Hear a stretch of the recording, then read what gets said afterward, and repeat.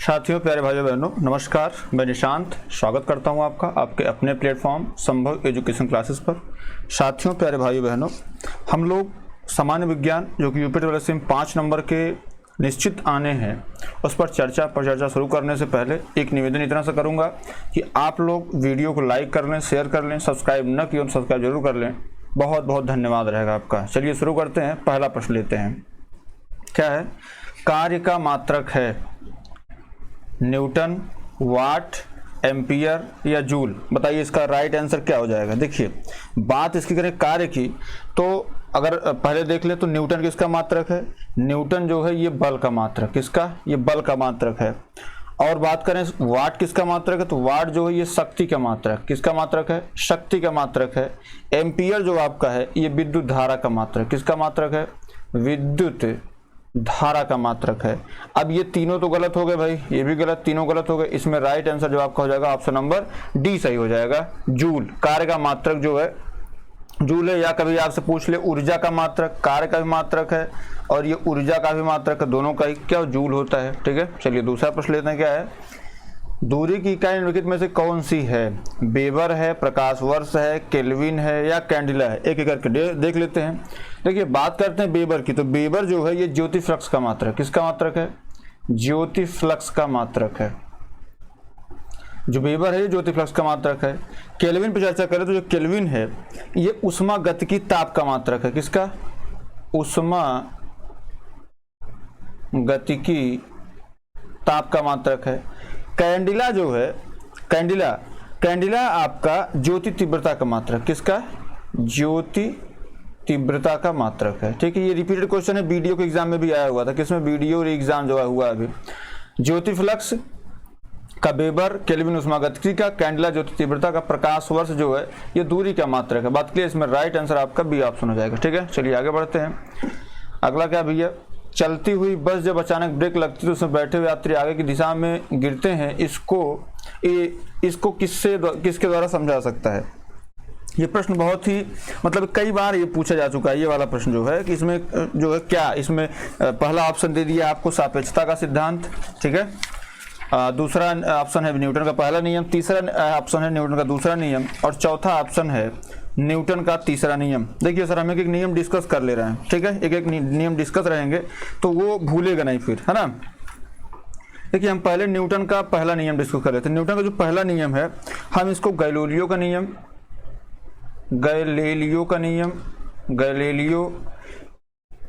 नियम या इसको जड़त्व का नियम बोलते हैं। क्या बोलते हैं?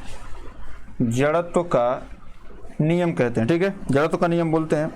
जड़त्व क्या होता है? इसे अगर आप उस जड़त्व का तो बाह्य बल के अभाव में किसी वस्तु का अपनी विरामावस्था या समान गति की अवस्था को बनाए रखने की प्रवृत्ति को जड़त्व बोलते हैं। ठीक है, तो प्रथम नियम की परिभाषा, इससे जो है बल की परिभाषा प्राप्त होती है। क्या? बल की परिभाषा प्राप्त होती है। अब भैया यहीं से जो है बल के व्यंजक प्राप्त होते, तो इसमें न्यूटन के पहले नियम से ही जो है आपका ये समझिए कि न्यूटन के पहले नियम से ही ठहरी हुई मोटर गाड़ी, रेलगाड़ी अचानक जो चल पड़ती है तो उसमें जो यात्री बैठे होते हैं पीछे की तरफ झुक जाते हैं। ठीक है, तो ये आपका पहले नियम में आता है। उसके बाद बात करते हैं न्यूटन के दूसरे नियम की। तो मेरे दोस्त, न्यूटन का जो दूसरा नियम है, जैसे यहीं से आपका संवेग संरक्षण का नियम भी आता है, तो न्यूटन का जो दूसरा नियम है, न्यूटन का दूसरा नियम यहाँ से बल का व्यंजक प्राप्त होता है। क्या प्राप्त होता है? बल का व्यंजक प्राप्त होता है मेरे दोस्त। न्यूटन के दूसरे नियम से बल का व्यंजक प्राप्त होता है, प्रथम नियम से बल की परिभाषा प्राप्त होती है। ठीक है, अगर आपसे कोई पूछे कि साहब ये बताइए जो है प्रथम नियम दूसरे नियम का अंग है या नहीं? बिल्कुल है भाई, बल की परिभाषा यहाँ से मिल रही है, बल का व्यंजक यहाँ से मिल रहा है। न्यूटन का जो तीसरा नियम है, न्यूटन का तीसरा नियम जो है ये कह सकते हैं कि ये क्रिया प्रतिक्रिया का नियम है। ठीक है, इसमें जो है जैसे क्रिया प्रतिक्रिया का नियम इसको बोल सकते हैं, क्रिया प्रतिक्रिया का नियम। क्रिया प्रतिक्रिया का नियम होता क्या है कि जैसे ऐसे समझिए आप, जैसे जो कोई बंदूक से आप गोली चला रहे हैं, तो गोली बंदूक से चलाएंगे आप तो गोली आगे भी जाएगी, बंदूक का झटका पीछे की तरफ लगता है। रॉकेट आप उड़ा रहे हैं तो रॉकेट में जो है न्यूटन का तीसरा नियम ही काम करता है ना, न्यूटन का तीसरा नियम ही काम करता है। जैसे आप नाव से किनारे पर कूदने पर नाव का पीछे हट जाना, ये भी आपका न्यूटन का तीसरा नियम, क्रिया प्रतिक्रिया का नियम। अगर आप आगे किसी चीज को ढकेलेंगे तो वो आपको पीछे ढकेलेंगे, ठीक है। तो ये सारी चीजें हैं, ठीक है। चलिए सर, इसमें जो राइट आंसर आपका हो जाएगा वो हो जाएगा न्यूटन का पहला नियम। ऑप्शन नंबर बी आपका क्या है, सही है। चलिए आगे बढ़ते हैं। अब देखिए आ गया, रॉकेट किस सिद्धांत पर काम करता है, जस्ट हम लोग चर्चा किए हैं। जैसे तीसरा नियम न्यूटन का आर्किमिडीज का सिद्धांत, न्यूटन का प्रथम नियम, न्यूटन का द्वितीय नियम। देखिए सर अभी हम डिस्कस किए हैं, आर्किमिडीज का सिद्धांत उत्प्लवन से संबंधित है। किससे? उत्प्लवन बल से, उत्प्लवन बल से संबंधित है कि। अब इसमें जो रॉकेट के सिद्धांत हमने क्या कहा, क्रिया प्रतिक्रिया का नियम, तो रॉकेट के सिद्धांत जो है ये तीसरे नियम पर काम करता है। ऑप्शन नंबर ए इसका सही हो जाएगा, ठीक है सर। चलिए आगे बढ़ते हैं। अगला क्या है, समुद्र में पवन करते या तैरते, इसको बोल सकते हैं, तैरते समय आइसबर्ग का कितना भाग समुद्र की सतह के ऊपर रहता है, ठीक है। ऐसे प्रश्न आपके एग्जाम में देखने को आपको मिल जाते होंगे, और ये मैं ऐसे प्रश्न लिया हूं जो कई दफा पूछे गए, ठीक है। तो इसमें पहला ऑप्शन आपका है, पहला ऑप्शन है 1/10, दूसरा ऑप्शन 1/9, तीसरा ऑप्शन 1/6, चौथा ऑप्शन 1/8। इसमें राइट आंसर जो हो जाएगा वो हो जाएगा 1/10, इसका सही आंसर हो जाएगा, ठीक है। चलिए सर आगे बढ़ते हैं। छठवां क्या है, डाटा डिग्री सेल्सियस तापमान पर जल घनत्व अधिकतम होता है। Option A 0 degree Celsius, option 1, option C 2, option D 4। बताइए इसका राइट आंसर क्या हो जाएगा। देखिए अगर इसकी बात करते हैं तो इसमें 4 डिग्री सेल्सियस पर जो जल का घनत्व होता है वो अधिकतम हो जाता है। ऑप्शन नंबर डी इसका क्या है, राइट आंसर है, ठीक है। चलिए आगे बढ़ते हैं। किस फारेनहाइट तापक्रम और दूसरा सेल्सियस तापक्रम के दो तापमापियों के सामान्यतः किस तापमान पर एक समान पाठ्यांक होता है। ये कई दफा प्रश्न पूछा गया है, आप यूपीएससी एग्जाम में देखेंगे तो 3-4 बार ये प्रश्न पूछा जा चुका है, ठीक है। 3-4 बार पूछने का मतलब ये, जैसे पहला ऑप्शन आप ले लीजिए -40 डिग्री, दूसरा ऑप्शन है 0 डिग्री, ऑप्शन सी है 273 डिग्री, -273 डिग्री, ऑप्शन डी है 100 डिग्री। बताओ ये इसका राइट आंसर क्या हो जाएगा। इसका राइट आंसर क्या आप देंगे। देखिए अगर हम इसकी बात करते हैं, इसमें -40 होगा, इसमें कंफ्यूजन देखिए -40 में होता है, -273 में होता है, तो इसमें राइट आंसर तो -40 होगा, ठीक है। अभी 273 की बात जो है ये मतलब ये कह सकते हैं कि जो समान तापमान होता है उस पे होता है, तो इसमें आपका ऑप्शन नंबर ए सही हो जाएगा। 273 वाला भी इसमें हमने रखा हुआ है, ठीक है। नीले लिटमस पत्र को अम्ल क्या कर देता है, तो नीले लिटमस पत्र को अम्ल जो है वो लाल कर देता है, पीला कर देता है, या नारंगी कर देता है, या गुलाबी कर देता है। बताइए सर इसका राइट आंसर क्या हो जाएगा। जो नीले लिटमस पत्र को क्या कर देता है, देखिए अम्ल और भस्म के परीक्षण के लिए कि अम्ल है या क्षार है या इसको भस्म बोलते हैं, ठीक है। इसके परीक्षण के लिए किसका प्रयोग करते हैं, इसका परीक्षण के लिए लिटमस का प्रयोग करते हैं, ठीक है। अगर अम्ल होगा तो वो अगर लिटमस का पेपर नीला लिटमस है तो उसको क्या कर देगा, इसका इनपुट नीला रहेगा, आउटपुट क्या हो जाएगा, लाल हो जाएगा। बात क्लियर है, इतनी बात क्लियर है। अगर लाल लिटमस पत्र है, अगर हम कहते हैं लाल लिटमस पत्र है और क्षार को इस पे प्रक्रिया इनपुट कराया जाए तो आउटपुट जो है ये नीला प्राप्त होगा, ठीक है। मतलब अगर अम्ल नीले लिटमस को क्या करता है, लाल कर देता है, जो क्षार है ये लाल लिटमस को नीला कर देता है। बात क्लियर है। पूछा हमसे क्या गया है, नीले लिटमस पत्र को अम्ल क्या कर देता है, तो लाल कर देता है। अम्ल की बात है तो लाल करेगा, क्षार की बात है तो नीला करेगा, ठीक है। चलिए सर आगे बढ़ते हैं। 9वां नंबर लेते हैं। पीएच में पी किसके लिए प्रयुक्त होता है, पोटेंशियल के लिए, पोटेटिकल के लिए, प्लूरल के लिए, या पोटेंज के लिए। बताओ ये इसमें राइट आंसर क्या हो जाएगा। देखिए हम लोग पीएच वैल्यू चिल्लाते रहते हैं कि साहब पीएच वैल्यू ये होता है, पीएच इससे कम रहेगा। तो पीएच का जो मान है वो किसने निर्धारित किया था, आपसे ये भी प्रश्न आ सकता है। तो जो पीएच का मान निर्धारित किया था वो सोरेनसन किए थे। पीएच वैल्यू जो है इसका निर्धारण सोरेनसन किए थे, सोरेनसन ने इसकी खोज करी थी। अब ये तो पीएच में पी आपसे पूछे पी का क्या मतलब है, तो पी का मतलब होता है पोटेंज। इसका ऑप्शन नंबर डी क्या है, राइट आंसर है। चलिए आगे बढ़ते हैं सर। अगला क्या है, अब आ गया परम ताप का मान कितने डिग्री सेल्सियस होता है। 0 degree Celsius, -273 degree Celsius, 100 degree Celsius या 180 डिग्री सेल्सियस। इसका बताइए राइट आंसर क्या होगा। देखिए परम ताप का मान डिग्री सेल्सियस में हमेशा कितना होगा, -273 होगा। बात क्लियर है। इसका राइट आंसर इसीलिए हमने अलग अलग ले रखा था, हमने 4 डिग्री ले रखा था, हमने 40 डिग्री ले रखा, -40 डिग्री और -273 भी हमने ले रखा था। ठीक है, शायद इसमें से एक प्रश्न आप फंस ही जाए। 11वां नंबर क्या है, नीचे दिए गए यौगिकों में से कौन सा एक प्राकृतिक गैस का मुख्य अवयव है। Option A butane, option B है हेक्सेन, ऑप्शन सी है बेंजीन, ऑप्शन डी है मेथेन। देखिए जो प्राकृतिक गैस है ना, इसमें जो मुख्य अवयव है वो आपका ब्यूटेन है। ठीक है, ब्यूटेन जो मुख्य अवयव है, ऑप्शन ए इसका क्या है, राइट आंसर। ठीक है, चलिए आगे बढ़ते हैं। 12 नंबर पूछा क्या गया, वनस्पति शास्त्र का जनक कौन है।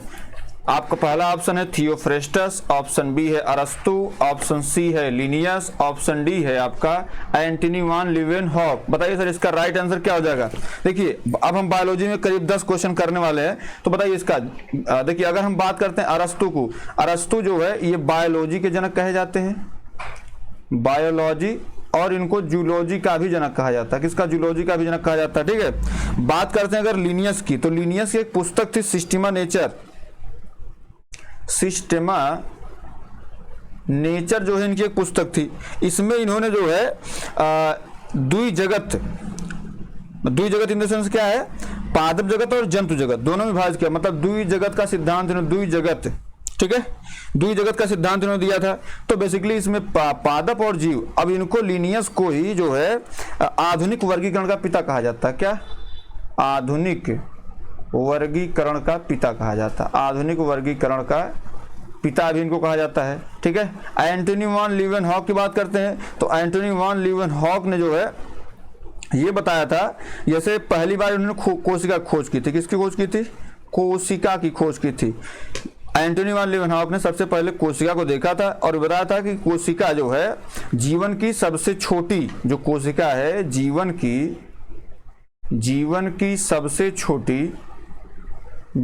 की सबसे छोटी कार्यात्मक इकाई है। क्या है, कार्यात्मक इकाई है। कोशिका जो है जीवन की सबसे छोटी कार्यात्मक इकाई किसने खोज करी थी, कोशिका की एंटनी वान लीवेनहॉक ने करी थी। लिनियस आधुनिक वर्गीकरण का पिता, अरस्तु बायोलॉजी के जनक, जूलॉजी के जनक, थियोफ्रेस्टस को जो है वनस्पति शास्त्र का जनक कहा जाता है। ऑप्शन नंबर 1 क्या है, राइट आंसर है। चलिए आगे बढ़ते हैं।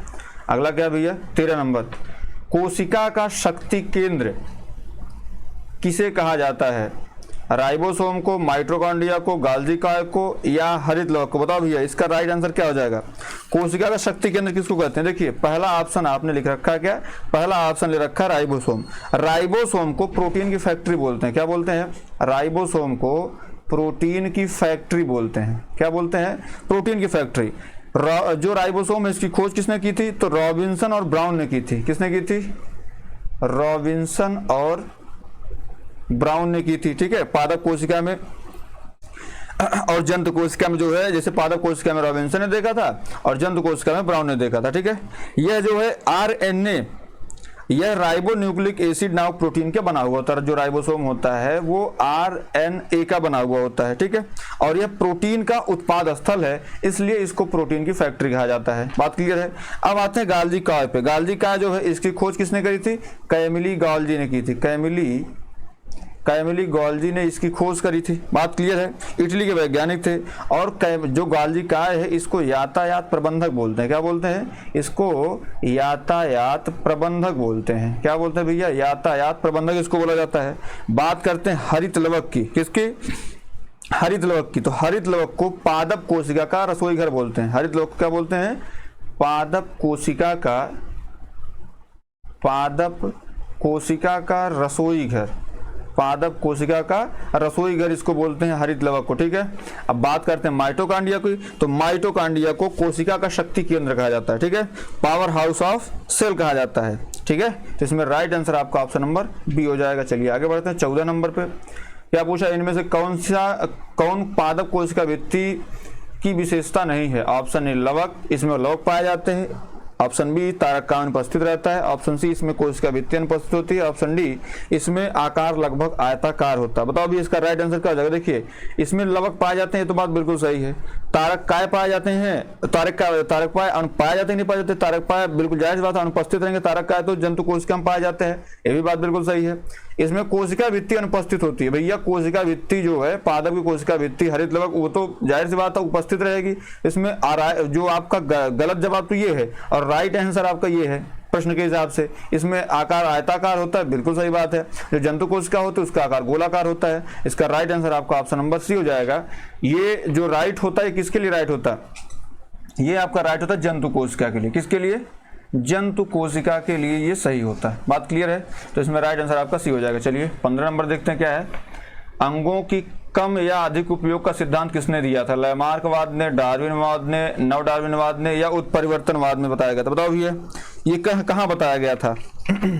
जो अंगों के अधिकता या कम उपयोग का जो सिद्धांत है ये बताया था लैमार्क ने। किसने बताया था, लैमार्क ने बताया था। ठीक है, जैव विकास के संबंध में डार्विन वाद जो है प्रसिद्ध है और डार्विन को पुरावशेष का महानतम अन्वेषक कहा जाता है। ठीक है, बात करते हैं नव डार्विनवाद की, तो नव डार्विनवाद जो है डार्विन के पश्चात इनके समर्थकों द्वारा डार्विनवाद को जीनवाद के ढांचे में ढाल दिया गया, जिसे नव डार्विनवाद कहा गया। बात करते हैं उत्परिवर्तनवाद की, तो इसका जो सिद्धांत है ये पूछा जाता है किसने दिया था, तो ये दिया था ह्यूगो डी ब्रीज ने। ह्यूगो डी ब्रीज ने उत्परिवर्तन का सिद्धांत दिया था और इस सिद्धांत के 5 प्रमुख तत्व हैं। ठीक है, जिसमें प्रमुख तत्व है कि इस प्रकार से उत्पन्न जाति का प्रथम सदस्य कोई जाति है जो पहला सदस्य माना जाएगा वो उत्परिवर्तक माना जाता है। तो इसमें आपका राइट आंसर जो हो जाएगा ऑप्शन नंबर ए हो जाएगा। ठीक है, चलिए आगे बढ़ते हैं 16 नंबर पे। क्या भैया निम्न में से कौन सा नियम ग्रेगर जॉन मेंडल का नहीं है, सॉरी ग्रेगर जॉन मेंडल का है। प्रभाविकता का नियम, पृथक्करण का नियम, स्वतंत्र आजीवन का नियम और डी ऑप्शन है उपयुक्त सभी। बताओ भैया, देखिए बात करें ग्रेगर जॉन मेंडल की, तो ग्रेगर जॉन मेंडल जो है इनको आनुवांशिकता का पिता कहा जाता है। किसका, आनुवांशिकता का पिता, आनुवांशिकता का पिता कहा जाता है। ठीक है, इन्होंने जो है अपना जो प्रयोग किया था, आनुवांशिकता का पिता ग्रेगर जॉन मेंडल का प्रयोग, जैसे अगर पूछे किस चीज से प्रयोग किए थे तो ये मटर पर इन्होंने अपना प्रयोग किया था। किस पर प्रयोग किया था, मटर पर इन्होंने अपना प्रयोग किया था। इन्होंने जो नियम दिया प्रभाविकता का नियम, बिल्कुल बात सही है। इसमें इन्होंने बताया था कि एक जोड़ा विपर्याय गुणों वाले शुद्ध पिता या माता में संकरण कराने से प्रथम पीढ़ी में प्रभावी गुण उत्पन्न होते हैं जबकि अप्रभावी गुण छिप जाते हैं। प्रथम पीढ़ी में केवल प्रभावी गुण ही दिखाई देते हैं लेकिन अप्रभावी गुण उपस्थित अवश्य रहता है, यह गुण दूसरी पीढ़ी में प्रकट होता है। ये तो प्रभाविकता का नियम था। पृथक्करण के नियम में क्या बताया इन्होंने कि लक्षण कारकों मतलब जो जीन है, जीन के जोड़ों में दोनों कारक युग्म बनाते समय पृथक हो जाते हैं और इनमें केवल एक कारक ही किसी एक युग्म में पहुंचता है। इस नियम को युग्मकों की शुद्धता का नियम भी कहते हैं, जो पृथक्करण का नियम है। ठीक है, बात करते हैं स्वतंत्र आजीवन का नियम, तो इसमें जो है जब दो जोड़ी विपरीत लक्षण वाले बीजों के बीच संकरण कराया जाता है तो दोनों लक्षणों का पृथक्करण जो है स्वतंत्र रूप से होता है। यह लक्षण की वंशानुगति जो है दूसरे को प्रभावित नहीं करती है। तो इसमें तीनों नियम जो है ग्रेगर जॉन मेंडल ने दिए थे, तो इसमें राइट आंसर आपका ऑप्शन नंबर डी हो जाएगा, उपयुक्त सभी हो जाएगा। ठीक है, चलिए आगे बढ़ते हैं। अगला क्या भैया, जीवाणु विज्ञान का पिता किसको कहा जाता है, लिवेनहॉक को, एहनबर्ग को, रॉबर्ट कोच को या लुई पास्चर को। देखो भैया अगर हम बात करें जीवाणु बोले तो बैक्टीरिया। ठीक है, बैक्टीरिया जीवाणु की खोज करता तो लिवेनहॉक थे। ठीक है, एहरेनबर्ग जो है इन्होंने जीवाणु नाम दिया था। क्या नाम दिया था, ये जो जीवाणु नाम है ये जीवाणु नाम दिया था इन्होंने। ठीक है, अब बात कर लेते हैं कि रॉबर्ट कोच का क्या सिद्धांत, रॉबर्ट कोच ने क्या दिया था, तो भैया रॉबर्ट कोच ने कालरा और तपेदिक रॉबर्ट कोच ने कालरा, ये पूछा जाता है आपसे कि रॉबर्ट कोच की कालरा व तपेदिक के जीवाणुओं की खोज, कालरा व तपेदिक के जीवाणुओं की किसने करी थी, तो इन्होंने रॉबर्ट कोच ने करी थी। लुई पास्चर का क्या, रेबीज का टीका इन्होंने खोजा था और दूध के पास्चुराइजेशन की खोज की थी। दूध के पास्चुराइजेशन, ठीक है, पास्चुराइजेशन की खोज करी थी इन्होंने। ठीक है, अब इन्होंने ये बताया था कि साहब दूध को जो है अधिक दिनों तक सुरक्षित रखने के लिए पाश्चुरीकरण करने की 2 विधि इन्होंने बताई थी। एक तो एक थी एलटीएच और दूसरी थी आपकी HTSH, मतलब एक थी लो टेम्परेचर होल्डिंग मेथड जिसको जो है 62.5 डिग्री सेल्सियस पर 30 मिनट तक दूध को गर्म करते हैं, और एक थी high temperature short time method, इसमें 71.7 डिग्री सेल्सियस पर 15 सेकंड तक गर्म करना होता है। तो दो तरीके मैंने बताया था, मतलब रेबीज का टीका खोज किसने करी थी? लुई पास्चर ने। दूध के पास्चराइजेशन की खोज किसने करी थी? लुई पास्चर ने करी थी। काला तपेदे के जीवाणुओं की किसने करी थी? रॉबर्ट कोच ने करी थी। जीवाणु नाम किसने दिया था? एहरनबर्ग ने दिया था। और जीवाणुओं का जीवाणु विज्ञान के पिता कौन कहा जाता है? लेवेनहॉक कहा जाता है। ऑप्शन नंबर ए आपका क्या है? राइट आंसर है। चलिए सर आगे बढ़ते हैं। 18 नंबर, 4D सिंड्रोम किस विटामिन कमी से होता है? Option A vitamin A, option B vitamin B3, option C vitamin B12, option D vitamin K. बताओ भैया इसका राइट आंसर क्या हो जाएगा? इसमें देखिए अगर हम बात करें इसकी विटामिन ए की, तो विटामिन ए को क्या रासायनिक नाम है? रेटिनॉल। क्या नाम है? रेटिनॉल। ठीक है। और इसकी कमी से कौन कौन से रोग होते हैं? तो इसकी कमी से आपके रतौंधी होती है। क्या होती है? रतौंधी होती है। ठीक है। जीरोप्थेल्मिया आप नाम सुने होंगे, मतलब आंख से संबंधित जो भी चीजें होती हैं। ठीक है। जीरोप्थेल्मिया, जीरोप्थेल्मिया ये होता है। बात कर लेते हैं विटामिन के से, तो विटामिन के का रासायनिक नाम जो है ये फिलोक्विनोन है। क्या है? फिलोक्विनोन है। ठीक है। इसमें रक्त का थक्का न जमना, इसकी कमी से रक्त का थक्का न जमना, ये इनकी बीमारी है। ठीक है। अब विटामिन B12 की बात करें तो विटामिन B12 जो है ये है आपका साइनोकोबालामीन। क्या है?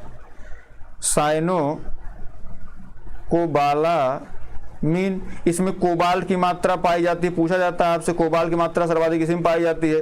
और इसकी कमी से जो रोग होता है वो होता है एनीमिया, मतलब रक्त की कमी होती है। एनीमिया, एनीमिया अगर किसी को हो गया है तो मांस, कलेजी, ये सब सारी चीजें खाए।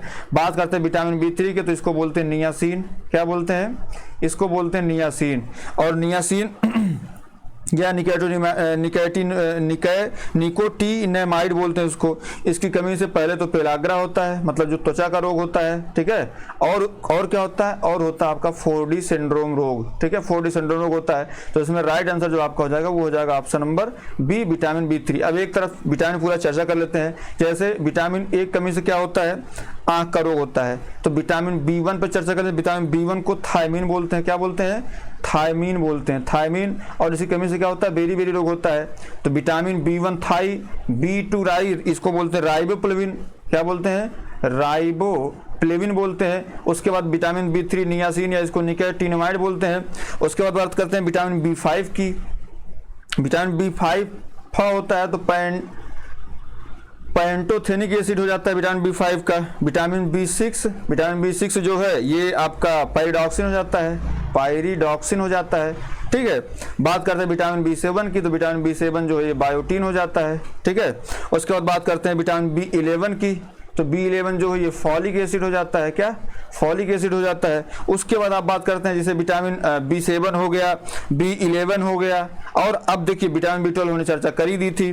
विटामिन सी जो है ये होती है एस्कॉर्बिक एसिड। क्या होती है? Ascorbic acid. और इसकी कमी से जो है आपके जो है स्कर्वी रोग होता है और मसूड़ों को फूलना होता है। फिर विटामिन डी की बात कर लेते हैं।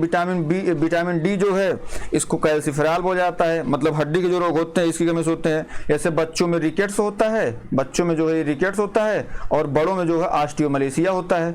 और बात करते हैं विटामिन ई की। विटामिन ई क्या है? टोकोफेरॉल है। क्या है? टोकोफेरॉल है। और भैया टोकोफेरॉल है तो जनन शक्ति कमी हो जाएगी, जनन शक्ति कमी। तो ये सारे विटामिन आपको कर लिए, सुन लिए, आपको याद हो गया। चलिए आगे बढ़ते हैं। 19 नंबर पूछा है निम्न में से कौन जीवाणु जनित रोग नहीं है? ठीक है। टिटनेस, हैजा, टाइफाइड, इन्फ्लुएंजा। इसमें ध्यान देना आपको जीवाणु जनित रोग नहीं है पूछा है। हम इसको कैसे याद करेंगे? जैसे हमसे कोई पूछ लिया जीवाणु जनित, विषाणु जनित, तो हम जीवाणु के लिए आपको बताया था एक बार ट्रिक, जीवाणु जनित रोग, जीवाणु जनित रोग। तो हमने क्या बताया था? टीटा डिकानी को 6 प्लग। क्या बताया था हमने? टीटा डिकानी को 6 प्लग है। ठीक है, ऐसे बता दिया हमने। तो ये इससे क्या हो जाएगा? जैसे टिटनेस, टाइफाइड, डिप्थीरिया, काला खांसी, निमोनिया, कोढ़, क्षय रोग, प्लेग। ठीक है। और अंत में हो जाता है आपका हैजा। ये सारे के सारे किससे? जीवाणु जनित रोग है। अगर आपसे कोई पूछ ले भैया परजीवी वाला बता दो हमको, कौन वाला? परजीवी वाला बता दो, तो पापा काम पर सोते हैं, पापा काम पर सोते हैं, ठीक है। अब देखो भैया पापा से, जैसे अब यहाँ पे आप समझ लीजिए पेचिस हो गया, क्या हो गया, पेचिस हो गया, कहाँ से, कालाजार, कालाजार हो गया, ठीक है। उसके बाद अगर बात करें तो पापा, जैसे पापा यहाँ पे है तो पा से पेचिस और ये पा से हो जाएगा पायरिया। पायरिया किस, कहाँ होता है, दांत में होता है, ऐसा नहीं कि पायरिया है तो पाँव में हो जाएगा, ठीक है। और उसके बाद जो है पापा जो है आपका हो गया पेचिस, पायरिया, उसके बाद आपका हो गया काला खांसी, काली खांसी हो गया, ठीक है। उसके बाद माँ से हो गया मलेरिया, मलेरिया, ठीक है। मलेरिया जो है प्लाज्मोडियम जो होता है परजीवी होता है, और वाहक जो इसकी है मादा एनफ्रीज होती है, इसके काटने से होता है। काम पर सोते हैं तो सोना जो है ये सीसी मक्खी काटती है तब सोता है आदमी। कालाजार जो होता है, जो कालाजार बीमारी है ये किस काटने से होती है, तो कालाजार ये बालू मक्खी काटने से होती है। किसके काटने से, बालू मक्खी। अब भैया आप जीवाणु जनित याद कर लिए, परजीवी याद कर लिए, बाकी जो है ऑटोमेटिक आपको विषाणु जनित याद ही हो जाएगा। तो भैया टिटनेस, हैजा, बिल्कुल सही बात है। अब टाइफाइड यहाँ पे हो गया ना, टीटा है ना, लास्ट में है तो ये हो ही गया। अब इसमें इन्फ्लुएंजा जो है ये विषाणु जनित रोग है, ठीक है। और इन्फ्लुएंजा से प्रभावित क्या होता है, तो संपूर्ण शरीर प्रभावित होती है। आपसे पूछा जाता है संपूर्ण शरीर प्रभावित होती है, तो इसमें राइट आंसर आपका ऑप्शन नंबर डी हो जाएगा। चलिए सर आगे बढ़ते हैं। 20वां नंबर क्या है, 20वां नंबर भैया सबसे बड़ा जीवित पक्षी, अफ्रीकन हाथी है, शुतुरमुर्ग है, अजगर है या गोरिल्ला है। बताओ भैया इसका राइट आंसर क्या हो जाएगा। तो भैया इसमें पूछा सबसे बड़ा जीवित पक्षी, हम एक तरफ से चलते हैं। गौरिल्ला क्या भैया, जो गौरिल्ला है ये सबसे बड़ा कपी है, क्या है, सबसे बड़ा कपी जो है गौरिल्ला है। बात कर लेते हैं अजगर की, तो सबसे बड़ा जीवित सर्प क्या है, अजगर सबसे बड़ा जीवित सर्प है, ठीक है। बात कर लेते हैं शुतुरमुर्ग की, तो सबसे बड़ा जीवित पक्षी है, सबसे बड़ा जीवित पक्षी है, ठीक है, जीवित पक्षी है। बात कर लेते हैं अफ्रीकन हाथी की, तो सबसे बड़ा स्थनी है, सबसे बड़ा स्थनी है, ठीक है। अगर आपसे ये पूछ ले सबसे बड़ा स्तनी, यही पूछ ले, अगर आपसे कोई पूछ ले सबसे बड़ा स्तनी, तो सबसे बड़ा जो स्तनी है वो है आपकी नीली व्हेल, क्या है, नीली व्हेल है। बात क्लियर है। तो देख लीजिए सबसे बड़ा जीवित पक्षी कौन है, तो भैया शुतुरमुर्ग आपका ऑप्शन नंबर बी क्या है, राइट आंसर है। उम्मीद करता हूँ क्लास आपको पसंद आई होगी। पसंद आए तो प्लीज इसको लाइक कर दें, शेयर कर दें, सब्सक्राइब जरूर कर लें। बहुत बहुत धन्यवाद।